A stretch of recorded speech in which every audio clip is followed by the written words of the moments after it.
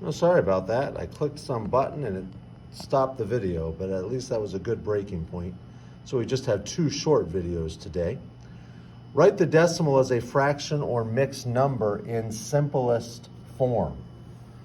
Okay, and so here we have 55 hundredths. Okay, 55 hundredths. Well, when I think about this as a decimal, when I think about 55 hundredths, I'm going to make that a fraction as 55 over 100.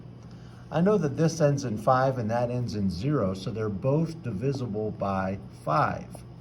So if I go and do 55 divided by 5, I know that that's 11. If I do 100 divided by 5, I know that that's 20. And I know that 11 over 20 is in simplest form because no number besides 1 can go into both 11 and 20. So my final answer is 11 over 20. This is 7 and 16 thousandths. 7 and 16 thousandths. Well, I know it's going to be a mixed number. 7 and 16 over 1,000. I also know when I simplify, my whole number does not change. Well, 6 and 0, I know that they're both even numbers, so I can divide them both by 2 at least to start. 16 divided by 2 is 8. 1,000 divided by 2 is 500. Well, 8 and 500, they're still both even numbers. So, if I were to divide them both by 2 again, the 7 stays the same. 8 divided by 2 is 4. 500 divided by 2 is 250. That's a 4, that's a 0. They're still both even numbers. They're still both divisible by 2. So once again, I put the 7. 4 divided by 2 is 2.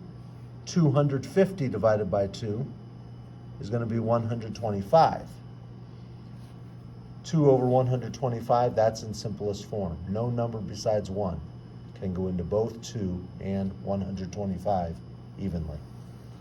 All right, negative 1 and 66 hundredths. Well, I know it's going to be a negative. Okay, so I'm going to go ahead, negative 1 and 66 over 100, because that's negative 1 and 66 hundredths. So I know my negative 1 is not going to change. When I look at 66 over 100, once again, I see they're both even numbers. This ends in 6, this ends in 0. They're both divisible by 2. 66 divided by 2 is 33.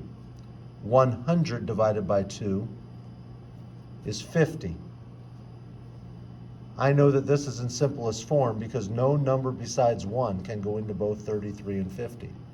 My final answer, negative 1 and 33 over 50. Last one, number 4, negative 0.5. Well, once again, I know it's going to be a negative, and it's going to be 5/10. I just need to simplify that. What number besides 1 can go into both 5 and 10? Well, that's 5. 5 divided by 5 is 1. My negative sign carries over. 10 divided by 5 is 2. I get negative 1/2, which I know is in simplest form. Nothing besides 1 can go into both 1 and 2. All right, that's the first part of lesson 2.3. We'll talk to you later, 7th graders. Bye.